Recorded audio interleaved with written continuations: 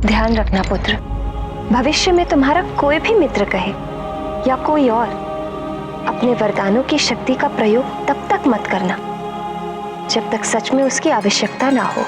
किंतु माँ, मुझे कैसे ज्ञात होगा कि अपनी शक्ति का प्रयोग करने की आवश्यकता है भी या नहीं?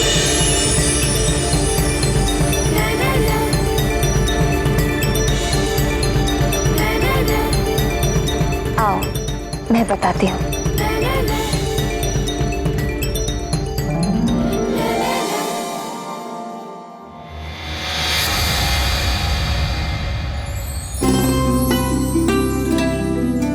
हनुमान, ये शाक देख रहे हो पुत्र? इसे चाकू से ही काटा जाना चाहिए, ना कि तलवार से। अर्थात शाक की आवश्यकता चाकू से पूरी होती है, ना कि तलवार से।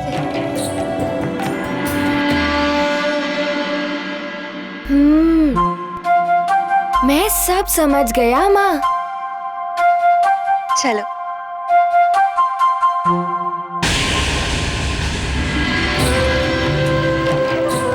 ये चूल्हा देख रहे हो पुत्र? इसमें उतनी ही आंच रखी जाती है जितने में भोजन पक जाए। अधिक लकड़ी जलाई जाने से भोजन जल भी सकता है, और यदि कम लकड़ी जलाई गई तो भोजन पकेगा ही नहीं।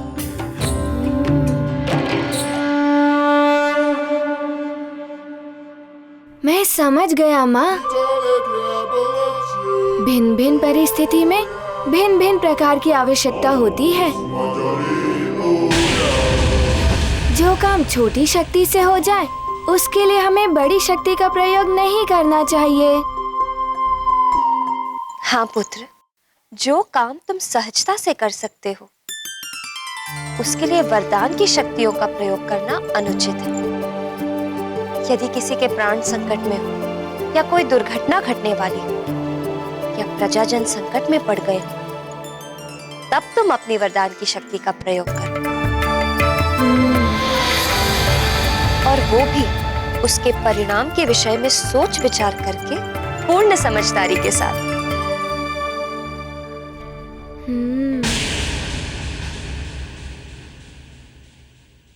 मैं अब ऐसा ही करूँगा माँ।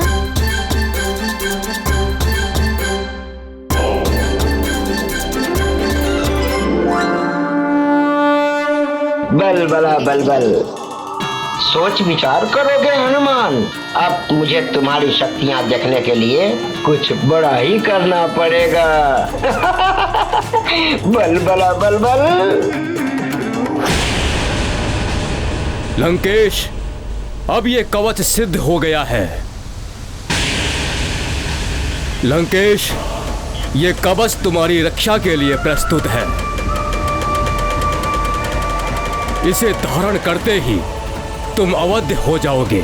नर और वानर कोई भी तुम्हारा वध नहीं कर सकेगा।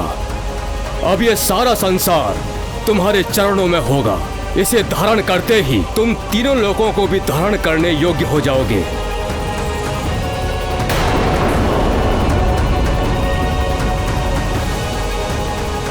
धारण करो इसे लंकेश।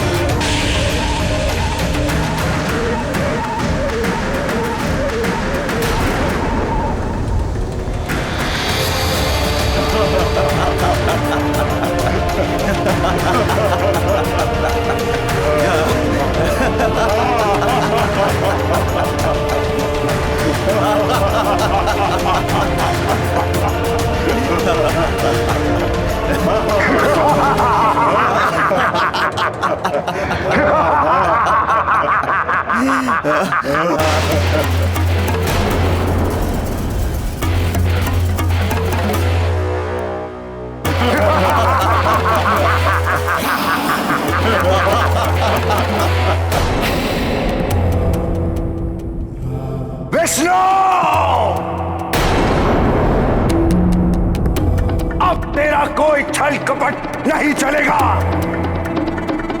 चाहे तूने इस धरती के किसी भी कोने में जन्म ले लिया हो,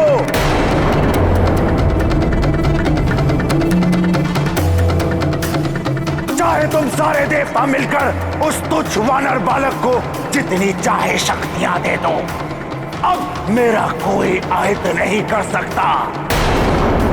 मैं अजय हूं, अपराजय हूं, अवध्या हूं मैं। मुझे कोई परास्त नहीं कर सकता। सुना तूने विष्णु? मुझे कोई परास्त नहीं कर सकता।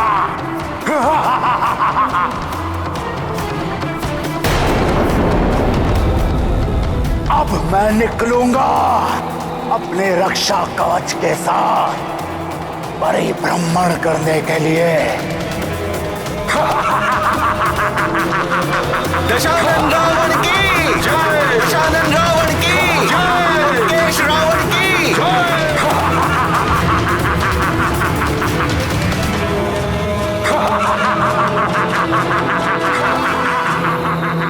क्या कोई सदैव अपराधी रह सकता है? कुछ स्थायी नहीं है संसार में। समय परिवर्तनशील है। सब कुछ समय के अनुसार परिवर्तित होता रहता है। किंतु हां, भक्ति कभी परिवर्तित नहीं होती। भक्ति से आंतरिक शक्ति प्रबल होती है। वो शक्ति आत्म त्याग के लिए प्रेरित करती है। और जब मनुष्य सच्चा आत्म त्याग करता है, तभी उसकी आत्मा ईश्वर के प्रति पूर्णतः रूप से समर्पित हो पाती है। किंतु स्वामी, आत्मत्याग बहुत ही कठिन साधना के द्वारा ही संभव होती है। हाँ मित्रविंदा, किंतु जिसने ये कठिन साधना कर ली, उसे ना तो मृत्यु का भय रहता है और ना ही स्वर्ग के सुख की कामना। अजय हो जाता है वो। उसकी देह तो पराजित हो सकती है, किंतु आत्मा नहीं। इसीलिए रावण या अन्य मनुष्यों की भांति भय, वासना और लालच के नाम पर बाहरी सुरक्षा कवच ढूंढने के स्थान पर आंतरिक सुरक्षा कवच की सिद्धि करनी चाहिए, जो आत्मा को सुरक्षित करती है। और उसकी सिद्धि तभी होती है जब आत्मा भक्ति भाव के साथ परमात्मा के प्रति पूर्ण रूप से समर्पित हो जाती है। अरे वाह, इतने सुंदर उपहार, नए नए अंग वस्त्र, नए आभूषण।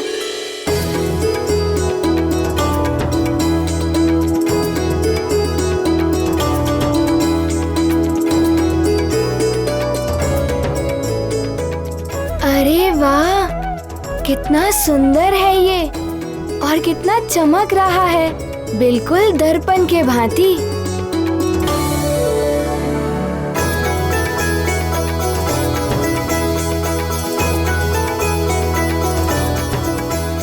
माँ, ये कितना सुंदर है।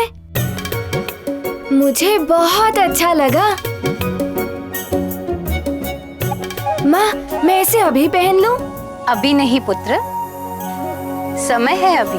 पहले तुम्हारा राज तिलक होगा, तुम युवराज बनोगे तब। नानी, युवराज तो मैं अभी भी हूँ ही ना। सब मुझे युवराज कहते हैं। युवराज बनने के लिए उत्सव का आयोजन क्यों? पुत्र, इस उत्सव में तुम्हें विधिवत युवराज घोषित किया जाएगा और उसके बाद तुम्हारे कुछ नए कर्तव्यों का आरंभ होगा। तुम्हारे उत्तरदायित्व भी बढ़ जाएंगे। जानते हो ना, कर्तव्य और उत्तरदायित्व का अर्थ क्या होता है? हाँ नानी जी, मुझे सब ज्ञात है। चक्रासुर के समय में भी मैंने अपना उत्तरदायित्व निभाया था और ज्वालामुखी के विस्फोट के समय भी मैंने अपना कर्तव्य निभाया था।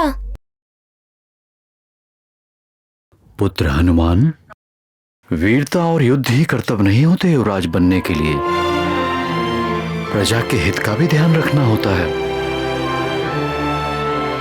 रणनीति से लेकर राजनीति तक सबका ज्ञान होना आवश्यक है युवराज बनने के लिए। इतना सब कुछ? हाँ पुत्र, कृषि का प्रबंध, उद्योग और व्यापार की व्यवस्था, संगीत, साहित्य, कला, नाट्य का प्रबंधन, यही नहीं धर्म, कर्म और यज्ञ, ये सब कुछ तुम्हें सीखना और समझना होगा पुत्र।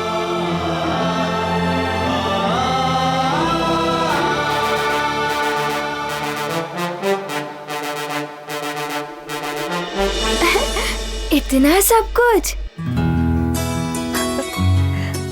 हाँ पुत्र, अपने आचरण और कर्मों से।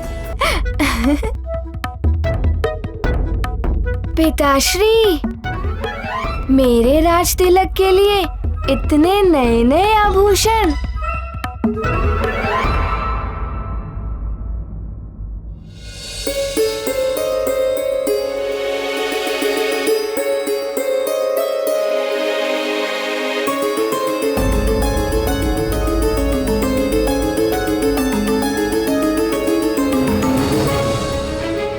अंजना, इतनी उदास क्यों हो? संस्कार, समझ और अनुभव कोई औषधि नहीं है जो घोलकर पिला दी और बालक को ज्ञान प्राप्त हो गया। हमें निरंतर प्रयास करना होगा और देखना हमारा हनुमान शीघ्र ही सब कुछ सीख जाएगा। माँ, मैं ये सब अपने मित्रों को दिखाऊं? उत्सव में तो सब देख ही लेंगे ना।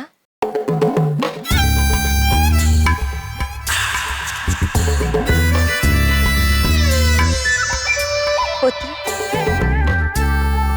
मैंने तुम्हें समझाया था ना, किसी भी प्रकार का दिखावा करना अनुचित है। वस्त्र आभूषण हो, धन संपदा हो या शक्ति बल, किसी भी प्रकार का अनावश्यक दिखावा नहीं करना चाहिए पुत्र।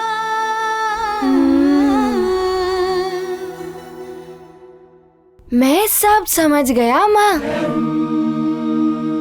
और मुझे ये भी स्मरण है कि अपनी वरदानी शक्ति का प्रयोग तभी करना चाहिए जब सच में उनकी आवश्यकता हो।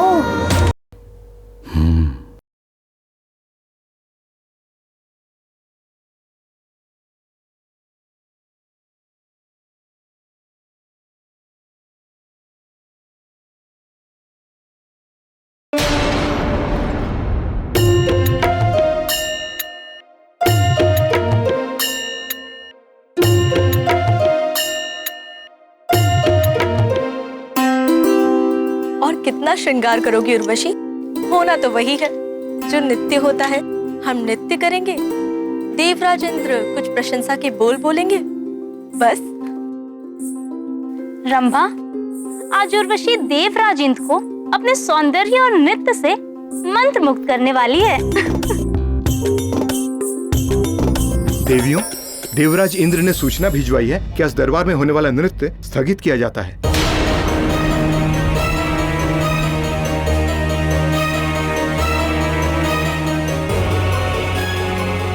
कितना परिश्रम और अभ्यास किया था हमने, और देवराज इंद्र ने नृत्य स्थगन का आदेश दे दिया। ऐसा क्यों किया देवराज इंद्र ने? मुझे तो इसकी आशंका पहले से ही थी। रावण के कारण ही देवराज खिन्न भी है। वो तो सेना तक लेकर निकल पड़े थे युद्ध करने को। हमें देवराज से भेंट करनी चाहिए। नहीं चित्रा, इस समय उनसे नृत्य आदि की बात करना अनुचित होगा। स्वर्ग की महारानी शची पधार रही हैं।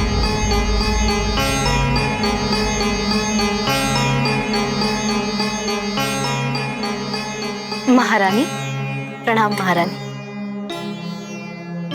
आप एकाएक यहाँ रंगशाला में? हाँ, तुम सबके लिए एक सुखद समाचार है। तुम्हारी परम सखी के जीवन में आज सुनहरा अवसर आया है।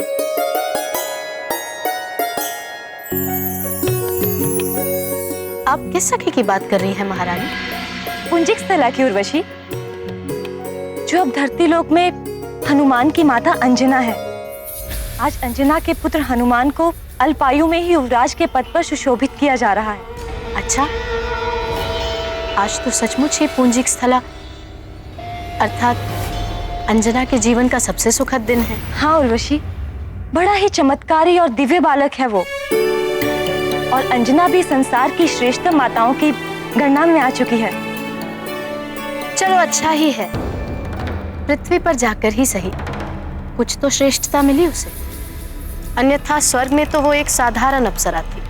क्यों उर्वशी, तुम्हें ईर्ष्या हो रही है? मुझे क्यों ईर्ष्या होगी महारानी? स्वर्ग के सुख पृथ्वी पर कहाँ। अच्छा सुनो, सुमेरु से स्वर्ग में भी निमंत्रण आया है, तो हमने सोचा वो तुम्हारी सखी है, तुम सब चली जाओ वहाँ, उससे मिल भी लोगी और हमारी ओर से उसे उपहार भी दे देना। यदि आप और देवराज चाहते हैं तो हम अवश्य जाएंगी वहाँ।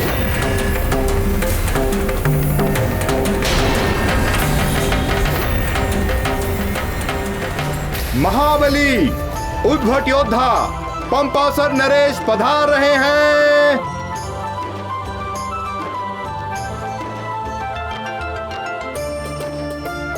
प्रणाम ऋषिवर। आयुष्मान भव। आपका स्वागत है। देवगुरु बृहस्पति पधार रहे हैं। पितामह, आपका स्वागत है।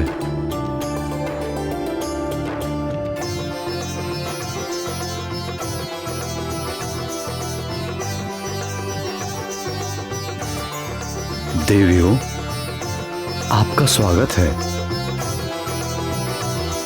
कदाचित आप सब स्वर्गलोक से पधारे हैं। हाँ महाराज केसरी, मैं उर्वशी, ये चित्रा और ये रंभा, देवराज इंद्र और देवी शची इंद्रानी की ओर से हम स्वर्ग लोक से आपके पुत्र हनुमान को आशीर्वाद देने आए हैं। आसन ग्रहण कीजिए।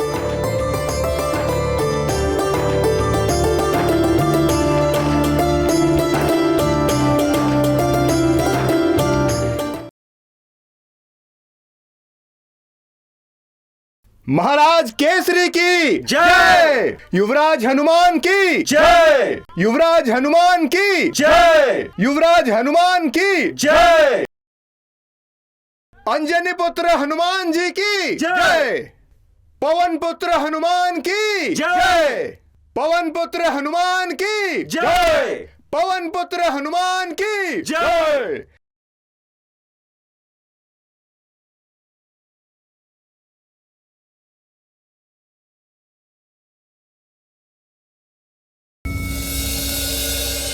अंजना के भाग्य तो देखो, महारानी और राजमाता हो गई है यहाँ। चित्रा, सत्य कहा, हम तो बस अप्सराएं बनकर रह गई, मात्र नृत्यांगनाएं। और ये यहाँ राजमाता बनकर सबका सम्मान पा रही।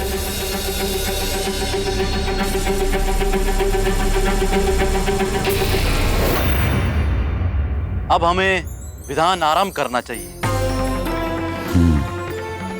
अब युवराज अभिषेक का विधिवत श्री गणेश करते हैं। श्री गणेश,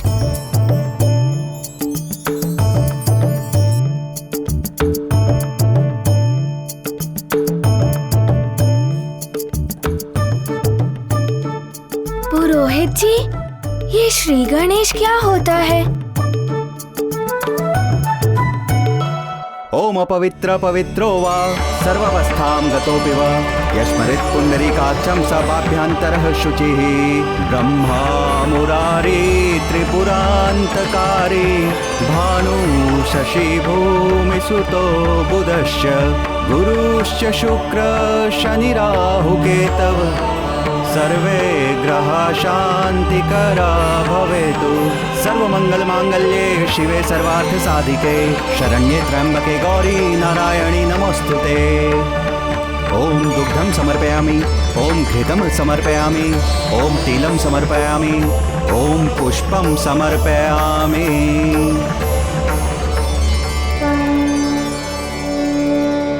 युवराज हनुमान की जय, केसरी नंदन युवराज की जय, अंजनी पुत्र युवराज की जय, केसरी नंदन युवराज की जय, हनुमान जी की जय, युवराज हनुमान जी की जय, युवराज हनुमान जी की जय, पवन पुत्र हनुमान की जय। अब हनुमान युवराज पद की शपथ ग्रहण करेंगे। हनुमान पुत्र, राजपुरोहित जी जो तुम्हें कहे तुम्हें वही दोहराना है। मैं समझ गया माँ।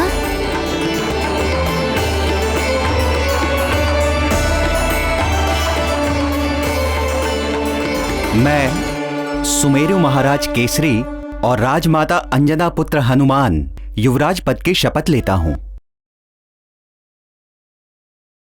मैं सुमेरु महाराज केसरी और राजमाता अंजना पुत्र हनुमान युवराज पद की शपथ लेता हूँ। मैं प्रतिज्ञा लेता हूँ अपने पद की मर्यादा और गरिमा का ध्यान रखूंगा। मैं ये प्रतिज्ञा लेता हूँ कि अपने पद की मर्यादा और गरिमा का ध्यान रखूंगा। युवराज हनुमान की जय, युवराज हनुमान की जय, केसरी नंदन युवराज की जय, अंजना पुत्र युवराज की जय, हनुमान जी की जय, युवराज हनुमान जी की जय, युवराज हनुमान जी की जय।